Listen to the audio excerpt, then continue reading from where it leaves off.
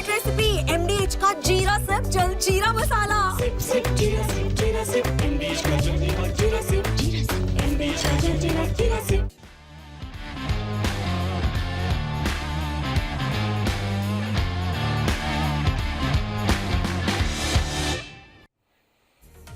Hello and welcome friends, sports 9 में आप सभी लोगों का स्वागत है। लॉर्ड्स में टेस्ट मैच जो है बेहद रोमांचक हो चला है। टीम इंडिया को 193 रनों का जो है लक्ष्य मिला है, मगर उस लक्ष्य का बहुत बड़ा लक्ष्य नहीं है। उसका पीछा करते हुए टीम इंडिया के 4 बल्लेबाज जो है ना वो आउट हो गए। बड़ा इंटरेस्टिंग सा टेस्ट मैच हो गया। चौथे दिन का खेल खत्म हो गया।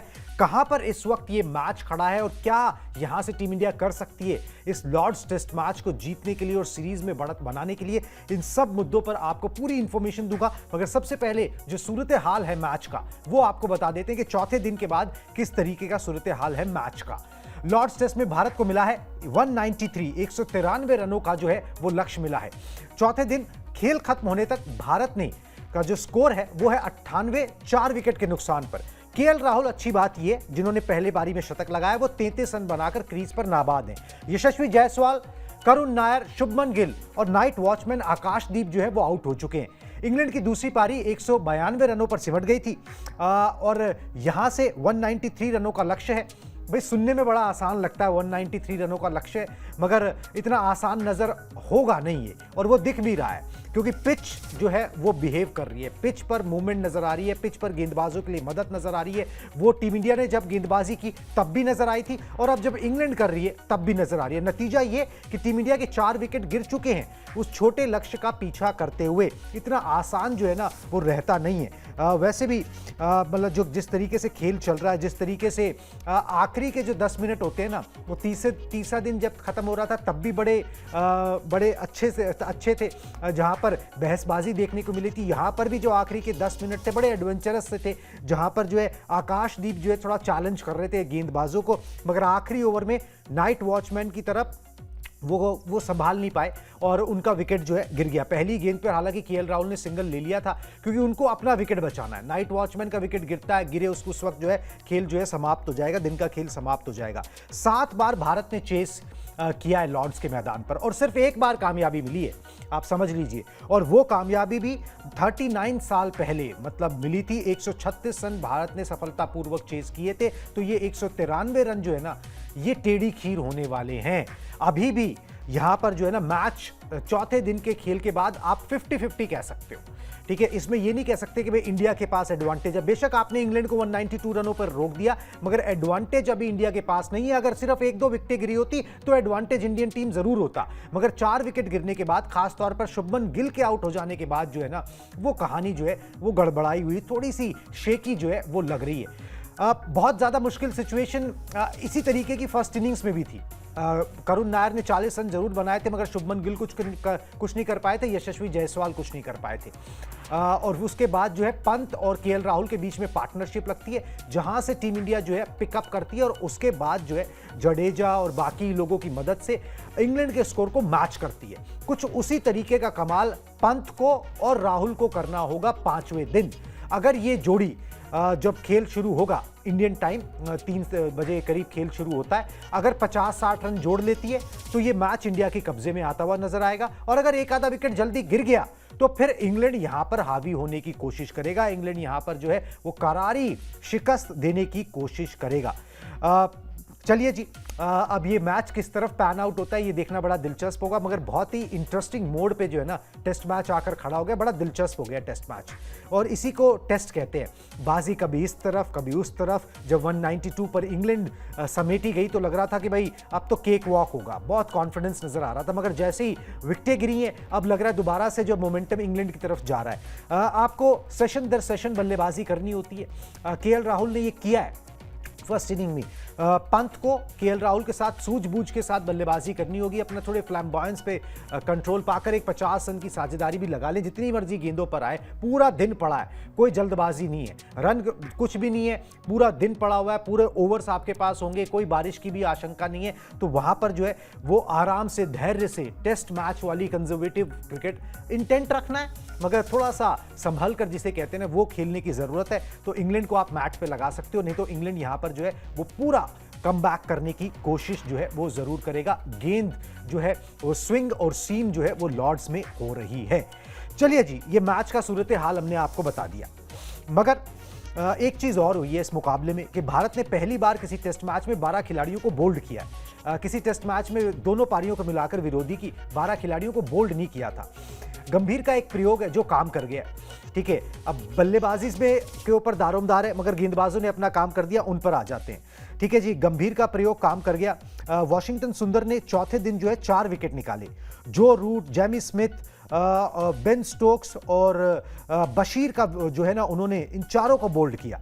सुंदर ने पहली पारी में जो है 23 रन की पारी खेली थी, बल्ले से योगदान दिया था। पिछले टेस्ट मैच में 42 रन बनाए थे। पहली इनिंग्स के अंदर कोई विकेट नहीं मिल पाया था, मगर यहां पर 4 विकेट निकाले, क्रूशल वक्त पर निकाले, जिसके कारण इंग्लैंड को जो है आपने रोक दिया 192 रनों पर, 200 भी नहीं छूने दिया।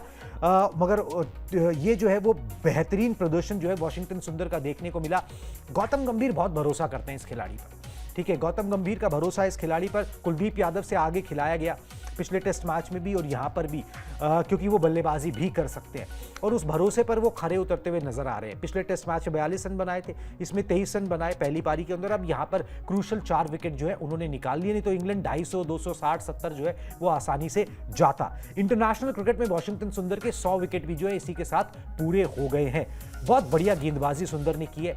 स्पिनर्स को जो है थोड़ा सा परचेज मिला विकेट से और सुंदर जो है वो यहां पर छा गए। कमाल का स्टैट सुंदर के रहे। एक बार सुंदर के स्टैट्स भी दिखा दे वॉशिंगटन सुंदर के, और उसके बाद बाकी गेंदबाजों के भी दिखा देंगे कि दूसरी इनिंग में किस तरीके से उन्होंने बल्लेबाजी यहां पर करी है। दिखाएं जी वॉशिंगटन सुंदर के स्टैट्स और बाकी गेंदबाजों के भी स्टैट्स एक एक करके। कमाल की गेंदबाजी यहां पर देखने को मिली है, जिसके कारण टीम इंडिया एक वक्त पे पूरे कंट्रोल में, क्रूज कंट्रोल में जो है ना वो इस टेस्ट मैच में नजर आ रही थी। 12.1 ओवर, 2 मेडन, 22 रन दिए और 4 विकेट निकाले। इकॉनमी 1.80 की, इससे बेहतर आंकड़े जो है ना वो नहीं हो सकते लॉर्ड्स में किसी स्पिनर के पास। वो यहां पर जो है वॉशिंगटन सुंदर ने किया। अगर फाइफर होता तो बात ही कुछ और हो जाती, फिर तो ऑनर बोर्ड पे नाम लिखा जाता बाकायदा कि भाई यहां पर एक स्पिनर ने इस कंडीशंस में इस तरीके का प्रदर्शन किया था। बुमराह ने भी पूरा जोर लगाया। बुमराह के आंकड़े दिखाएं, सिराज के आंकड़े बैक टू बैक सबके। 16 ओवर गेंदबाजी की, 3 मेडल, 38 रन दिए, 2 विकेट जो है यहां पर उनको हासिल हुए। 2.37 का जो है उनका इकॉनमी जो है बुमराह का यहां पर रहा है। और अगर पहली पारी में देखें तो उन्होंने जो है 5 विकेट निकाले थे और 2 विकेट यहां पर निकाले। टोटल मैच में 7 विकेट जसप्रीत बुमराह ने अपनी मौजूदगी जो है वो दर्ज करा दी। चलिए जी, मोहम्मद सिराज के आंकड़े दिखाएं।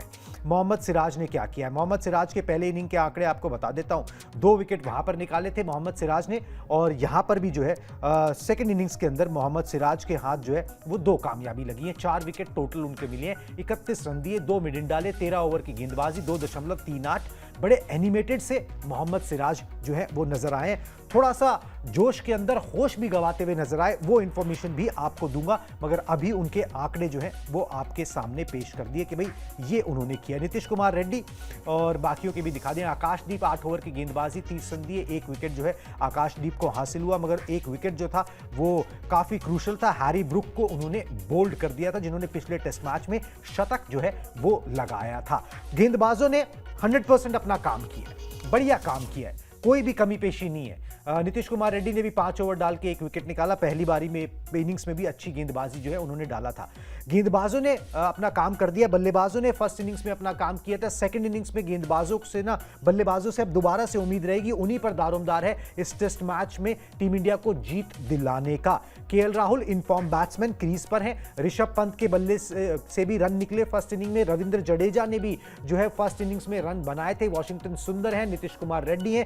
तो टीम इंडिया को यहां पर जो है ज्यादा चिंता की बात नहीं है, मगर यह है कि हां खूंटा गाड़ना पड़ेगा। पिच जो है वो मुश्किल हो गई है। 135 रन अभी जीत के लिए और चाहिए। अब आप बल्लेबाजों का प्रदर्शन दिखा दें जी। बल्लेबाज सेकंड इनिंग्स के अंदर बल्लेबाजों का प्रदर्शन आपकी स्क्रीन पर रखते हैं। यशस्वी जायसवाल जो है यशस्वी जायसवाल के बल्ले से जो है यहां पर पहली इनिंग्स में 13 रन निकले थे और दूसरी इनिंग में वो खाता भी नहीं खोल पाए।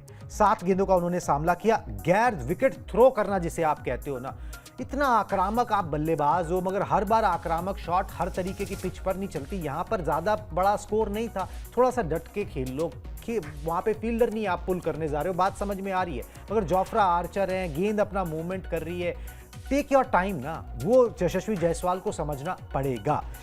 शुभमन गिल अच्छे नजर आ रहे थे, 6 रन पर आउट हो गए जी, 9 गेंदों का सामना उन्होंने किया, LBW हो गए। इससे पहले एक अपील हुई थी जिसके अंदर उन्होंने रिव्यू लिया था, उस रिव्यू में वो सक्सेसफुल हो गए थे, गेंद बल्ले से नहीं टकराई थी, कॉट बिहाइंड की अपील थी। मगर यहां पर जो है शुभमन गिल मात खा गए, सीम मूवमेंट देखने को मिली है।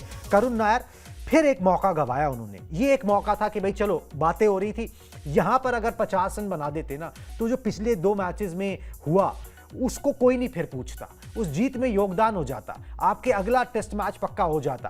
पता नहीं अगला टेस्ट मैच होगा कि नहीं, मगर अभी तक जितनी भी इनिंग्स इन्होंने खेली है 40 इनका टॉप स्कोर है, कुछ खास जो है कर नहीं पाए, अपनी उस रेपुटेशन पे जिस पे ये आए थे उस पर जो है करुण नायर खड़े नहीं उतर पाए हैं। अभी तक तीसरा टेस्ट मैच चल रहा है। केएल राहुल टीम इंडिया की सबसे बड़ी उम्मीद, पिच पर खूंटा गाड़ा हुआ है, 33 रन बनाकर नाबाद है, 47 गेंदों का सामना किया, 6 चौके लगा चुके हैं, 70 के स्ट्राइक रेट से पॉजिटिवली खेलते हुए नजर आ रहे हैं।